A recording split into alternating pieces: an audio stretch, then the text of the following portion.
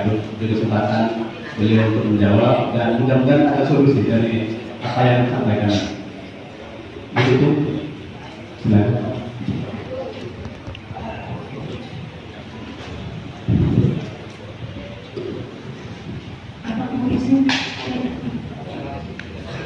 Bismillahirrahmanirrahim. Assalamualaikum warahmatullahi wabarakatuh. Yang saya hormati, yang saya muliakan Kiai Haji Ja'far Shakir, Kiai saya Kiai. Yang saya hormati Bapak Asisten 1, beliau adalah koordinator kami di Sada. Yang saya hormati Bapak Agus dari Ombudsman Jawa Timur, Agus salam kenal. Bapak Kapolres yang diwakili Pak Slamet, Dr. Yuliono dari Humas Dinas Kesehatan, Bapak Ibu hadirin yang tidak bisa mungkin saya sebutkan satu-satu, mungkin senior saya Bapak Budi, dan mungkin teman-teman LSM, teman-teman media yang sangat-sangat saya banggakan dan sangat saya cintai. Alhamdulillah saya mengapresiasi kegiatan pada siang hari ini. Terus saya sangat mengapresiasi. Hanya saya agak kaget-kaget karena memang di undangan dengan yang di sini agak beda gitu. Mohon maaf gitu ya. Kalau undangan yang kami terima diskusi publik tentang pelayanan kesehatan, pasti saya sangat komitmen. Pagi tadi saya ditelepon Pak Asisten, siap Bapak untuk hadir. Malah memang rencananya Bapak Bupati yang diminta untuk narasumber siap untuk mendampingi. Kemudian datang ke sini saya kaget gitu, buruknya pelayanan publik dan sempitnya ruang publik. Nah, tapi nggak apa-apa. Mudah-mudahan nanti semangatnya, walaupun tadi menurut Hayati, rekan saya Mas Fafan ini juga sahabat sebetulnya udah mitranya rumah sakit, beliau banyak juga memberikan masukan saran, banyak menyampaikan memang hal-hal. Menurut saya semangatnya satu, dan mudah-mudahan seperti itu bahwa semangatnya kita adalah semangat untuk memperbaiki dan untuk membangun sampah hebat bermartabat ke depan. Apalagi dengan kepemimpinan Bapak Bupati kita yang baru, luar biasa supportnya beliau untuk kami, dan kami pasti harus menyatakan siap untuk mendukung program-program beliau. Ada beberapa hal yang ingin saya sampaikan, rekan-rekan media, rekan-rekan LSM. Yang pertama, saya terus terang gitu loh, ini bukannya penghakiman rumah sakit, itu fokusnya di rumah sakit, tapi memang rumah sakit ini menurut saya adalah etalase Pemda mungkin ya, karena memang rumah sakit ini pelayanan publik yang ditangani adalah orang sakit. Berbeda, ada beberapa banyak pelayanan publik di Sampang, tapi memang yang ditangani rumah sakit, dan mungkin nanti puskesmas agak spesifik karena rumah sakit yang ditangani orang sakit, dan orang sakit itu memang begitu masuk rumah sakit itu nggak ada yang sukarela masuk rumah sakit, pasti terpaksa karena sakit. Dan orang yang sudah dalam kondisi terpaksa pasti dia akan gampang emosi, gampang nggak puas, gampang ini dan sebagainya. Bapak Ibu, yang pertama mungkin yang ingin saya sampaikan, masukan dan saran dari teman-teman LSM, teman-teman media luar biasa, pasti akan kami tampung. Hanya mohon kami tidak hanya memberikan kritik saja, tapi ayo beri saran, masukan, solusi seperti apa. Saya hanya ingin sebelum nanti saya ada beberapa hal yang ingin saya sampaikan. Ya memang saya sedih ya kalau Bapak Ibu, kita yang di jajaran manajemen di rumah sakit Bapak Ibu dalam 5 tahun kepemimpinan saya tahu bahwa amanah ini tidak ringan, berat, sangat berat. Ya mungkin dari Ombudsman tahu sendiri bagaimana pelayanan publik terutama rumah sakit ini begitu menjadi perhatian banyak sektor. Ya, mulai dari perizinan yang sebagainya, dan itu semua sudah kita penuhi Bapak. Karena kita adalah patuh kepada aturan. Rumah sakit harus punya izin sudah kita penuhi, beberapa izin semua sudah kita penuhi. Ini bagian dari komitmen. Kemudian nanti terkait dengan pelayanan-pelayanan saya sampaikan. Saya ingin menyampaikan satu hal. Rumah sakit terus berbenah Bapak Ibu. Walaupun memang pelayanan kami, mungkin memang pelayanan kami belum sempurna, saya akui, belum sempurna. Tapi menurut saya, rumah sakit milik pemerintah ini Kiai, rumah sakit kelas C, ada 400 orang. Menurut saya, karena saya juga membandingkan dengan regulasi yang ada ini sudah cukup lengkap rumah sakit kita. Kualitas dan kuantitas dokter yang ada ini sudah lebih dari cukup untuk kategori kelas C, Bapak Ibu. Dan saya mungkin dalam kesempatan yang sangat baik ini, walaupun kami memang belum sempurna, tapi kami sudah berusaha ingin memberikan yang terbaik. Kami, mohon maaf, mudah-mudahan ini terus terang tidak hanya sekedar sekedar kertas Bapak Ibu, tapi kami juga patuh kepada undang-undang rumah sakit, undang-undang rumah sakit. Insya Allah Mas Roli Sanjaya yang juga sangat kritik dengan rumah sakit tahu tentang undang-undang rumah sakit. Rumah sakit harus akreditasi. Kita sekarang ngomong tidak hanya bisa ngomong, rumah sakit itu baik, mana indikatornya? Saya yakin teman-teman LSM juga gitu, baik data, baik indikator. Dan saya sampaikan dalam forum yang baik, yang sangat baik ini. Silakan dapat Pak berikan masukan kepada kami. Bahwa rumah sakit yang mungkin tadi dinilai Bapak Ibu bahwa rumah sakit itu jelek, buruk dan sebagainya, kami pun dengan susah payah Bapak Ibu dengan kerja keras dan sebagainya kami sudah lulus akreditasi walaupun baru tingkat utama Bapak Ibu. Tapi itu betul-betul sangat-sangat tidak mudah Bapak Ibu. Sangat-sangat tidak mudah. Ini saya sampaikan kepada Bapak Ibu. Yang ini adalah kewajiban kami. Ya, terlepas dari ketidaksempurnaan pelayanan kami, mohon gitu. Saya ingin cerita satu Bapak Ibu. Mungkin ini bisa sedikit membuat, karena saya tadi lihatnya memang semangat ya, tapi insya Allah semangatnya ini semangat yang baik. Yang mulai dari sahabat saya baru kenal, tapi sepertinya nanti kita sering komunikasi ya, Pak Jafar Sodik,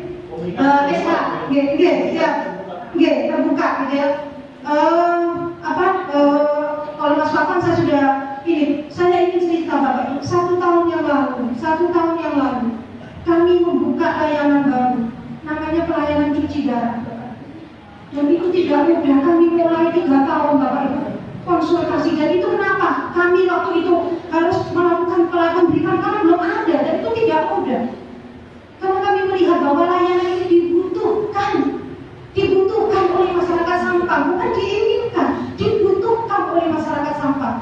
Akhirnya pada tanggal 2 Januari tahun kemarin, ya waktu itu masih Pak Fadila, kami buka layanan cuci darah itu. Dan saya ingin sampaikan kepada Bapak Ibu sekarang, hari ini, nanti mulai kami sementara memang hanya ada 4 mesin Bapak Ibu. Tapi hari Senin nanti kita akan tambah lagi 3 mesin. Dan Bapak tahu apa yang kemudian dirasakan oleh pasien Bapak Ibu. Mereka menyampaikan kepada kami, terima kasih rumah sakit. Jadi mereka yang cuci darah di Surabaya pulang sendiri ke sini semua Bapak Ibu. Ya, ada sekitar 30 pasien gagal ginjal yang melakukan pelayanan, yang mendapatkan pelayanan di sini, dan mereka alhamdulillah kualitas pelayanan yang baik.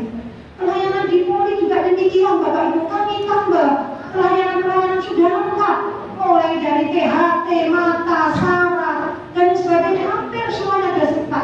4 pelayanan dasar sudah lengkap semua. Kami datang ke Kementerian Kesehatan minta tambahan dokter, sampai upaya seperti itu Bapak Ibu. Jadi jangan kemudian kami hanya tinggal tukang catat tadi yang katanya Bu tidak seperti itu, gitu ya. Itu jadi itu Bapak Ibu sekilas yang sudah kami sampaikan kepada kami sampaikan. Jadi kami tidak tinggal diam, kami terus berupaya memenuhi apa yang dibutuhkan oleh masyarakat terkait pelayanan kesehatan. Terus berupaya gitu. Termasuk tadi antrian yang lama, kami berupaya, bukan tidak berupaya. Tahun ini kami sudah siapkan perangkat untuk sistem pendaftaran online. Mudah-mudahan nanti kita sosialisasikan, mudah-mudahan masyarakat Sampang siap. Jadi masyarakat tidak harus datang mulai pagi jam 7 pada saat antrian kami dibuka, nanti ditemui dengan dokter sama pasien. Satu poli ada yang 80 sampai 100 orang tiap hari. Bayangkan Bapak Ibu, tapi semua kita layani Bapak Ibu. Tidak ada yang kita tolak. Nanti mungkin pasien bisa daftar lewat online. Saya datang jam berapa? Bapak Ibu ditemui jam 11. Cukup datang jam setengah 11 biar tidak antri. Perangkatnya kami siapkan tahun ini. Nanti saya sosialisasikan kepada masyarakat. Mudah-mudahan masyarakat Sampang siap sehingga bisa mengurangi antrian dan sebagainya. Kemudian Bapak Ibu, beberapa keluhan yang disampaikan, kalau ini mungkin tidak ada kaitannya dengan pelayanan, tapi saya ingin sampaikan ini kepada komisi. Jadi saya dibatasi Pak. Iya Bu. Nah, suatu waktu nih. Apa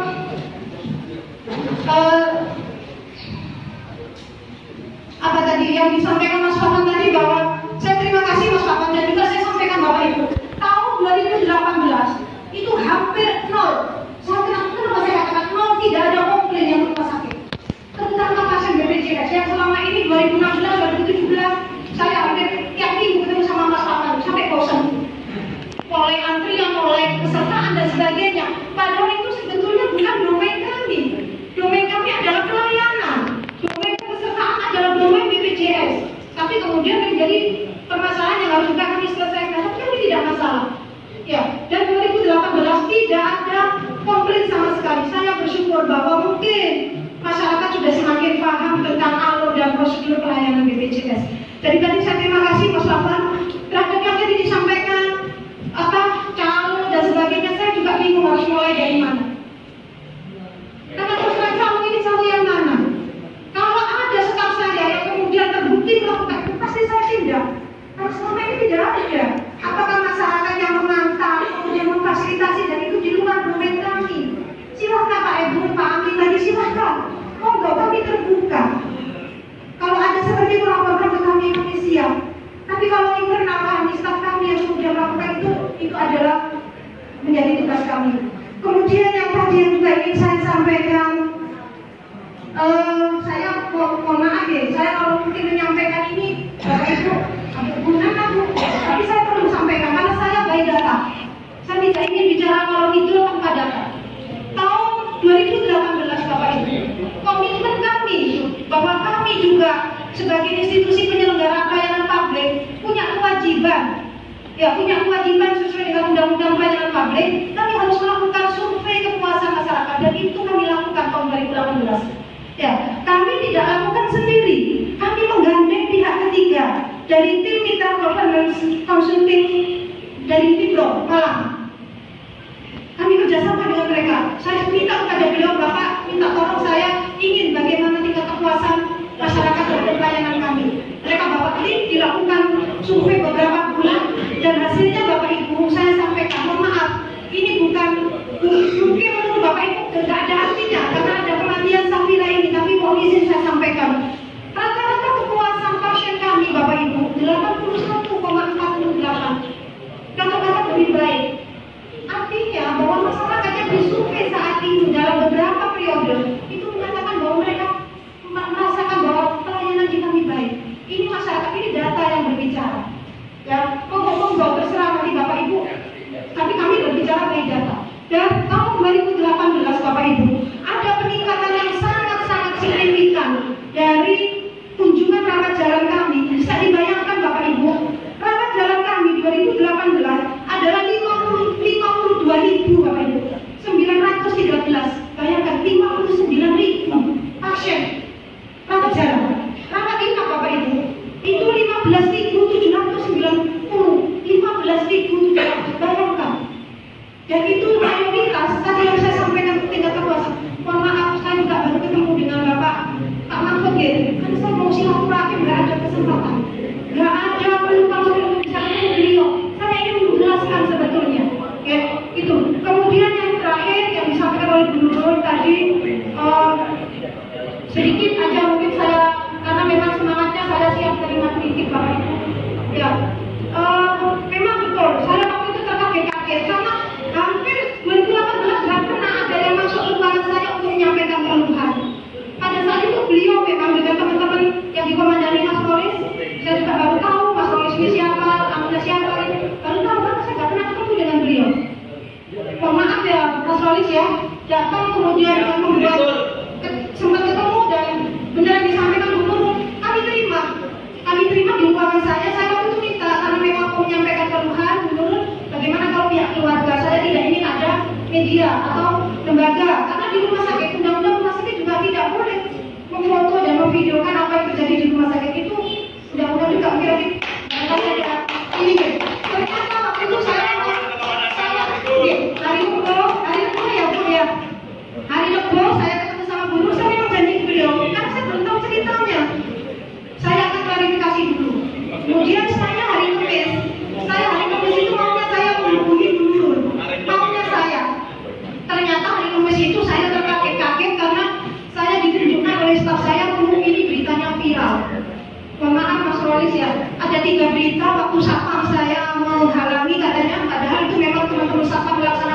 jelas, dan itu juga yang terjadi. Oke, teman-teman LSM apa yang menghalangi dengan satpam. Kemudian yang kedua, pada saat di ruang tunggu, bagaimana juga ada kegaduhan di situ. Mungkin bukan kegaduhan, hanya memang saya ini walaupun saya bukan orang Madura tapi dari kampung Pantai Kadang-kadang nada saya juga kadang-kadang agak tinggi gitu. Itu ya. Kemudian pada saat di ruangan saya itu juga di video sama Mas Rolis dan di-upload ke YouTube. Saya waktu itu mohon maaf Mas Rolis. Mohon maaf saya gini loh, kok ini ada etika tidak baik gitu loh. Kalau memang mau ini, kenapa nggak ini kok langsung diviralkan? Mohon maaf. Kemudian hari Jumat saya dapat kabar bahwa sudah ada laporan ke Polres. Sehingga saya terus terang belum sempat ketemu lagi dengan teman-teman DPN dan menurut alhamdulillah bisa ketemu di sini. Ya, hanya mungkin sedikit cerita tentang Safira, Pak Mahfud. Ya, saya mungkin baru sekarang ini saya menyampaikan dari lubuk hati saya yang paling dalam, selaku pribadi dan juga selaku penanggung jawab di rumah sakit, saya menyampaikan bela sungkawa atas meninggalnya Safira. Ya, mohon maaf, mungkin Pak Masro Pak Mahfud juga sudah tahu memang kondisinya Safira pada saat datang ke rumah sakit itu sudah dalam kondisi tidak baik. Mulai dari IGD sedikit masih hari ini saja IGD dan sebagainya. Mohon maaf, saya sudah melakukan audit medik, melakukan audit investigasi dan sebagainya. Saat ini memang meninggalnya anak Safira ini karena DSS. DSS itu adalah demam berdarah yang sudah disertai dengan shock dan ada mekanisme, ada enzimopati jemuin. Jadi ada yang ke otak sehingga beliau sampai kejang, keluar busa dan sebagainya. Tapi ini saya tidak dijelaskan di sini. Yang jelas proses ini sudah ditangani oleh Polres. Kami pastinya taat hukum. Kami akan ikuti proses ini. Tapi tolong jangan hakimi kami. Ada tadi 15.700 sekian pasien rawat inap di kami. Dan itu juga banyak juga yang kemudian memberikan apresiasi yang baik. Kalau ada pelayanan kami yang memang tidak sempurna, kami sudah berusaha, yang mohon dimaafkan. Ya, sama-sama mari kami siap menerima masukan, kritikan dari teman-teman LSM media dan yang lain. Nanti kita bangun sampai terutama rumah sakit ini akan menjadi lebih baik. Mungkin itu Mas Deden yang bisa saya sampaikan. Mas Rolis, secara khusus saya ini karena kemarin saya akan terkaget-kaget. Namanya saya ini orang dini, ini kaget-kaget ya. Saya baca di Facebook, saya sempat screenshot ya. Saya kaget juga karena Mas Rolis menyatakan bahwa saya harus dibinasakan. Ya kemudian saya harus dijadikan warga binaan. Saya macam-macam. Ini terus terang mohon maaf Mas Rolis.